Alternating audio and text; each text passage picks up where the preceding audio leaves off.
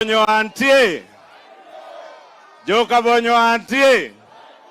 Muko salama? Mmetukaribisha hapa Kabonyo.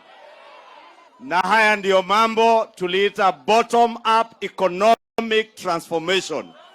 And Your Excellency, we thank you because the bottom up economic transformation that you promised the people of Kenya to create jobs for millions of our jobless youth is what you have come to do in Kabonyo today. Vijana wa Kabonyo, mko tayari? Simesikia kazi lazima ipewe vijana wa wapi? Wa Kabonyo, si ndio? Mko tayari kuchapa job? Mko tayari? Mutashikilia huyu rais na hawa viongozi wenyu, akiwemo seneta wenyu na wabunge wenyu wenye wameamua kufanya kazi na rais na seneta. Asante. Thank you very much, Leader of Majority. It is now my pleasure to invite His Excellency Professor Peter Anyang' Nyong'o to come and speak.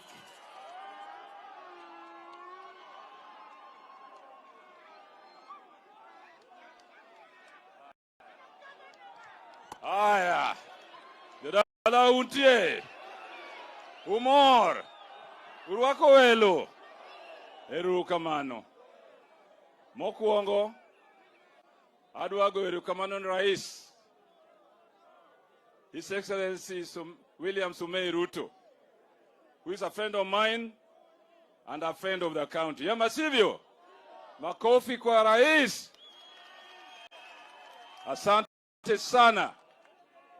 Secondly, I want to be very brief because I want my Hungarian brother to hear this.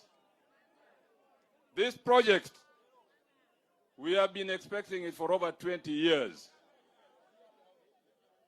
And this project, as my minister, Mvurya, and we were governors together in the Council of Governors, and we know each other very well.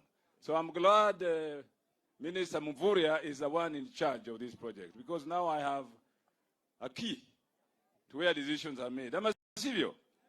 Bwana Yesu asifiwe.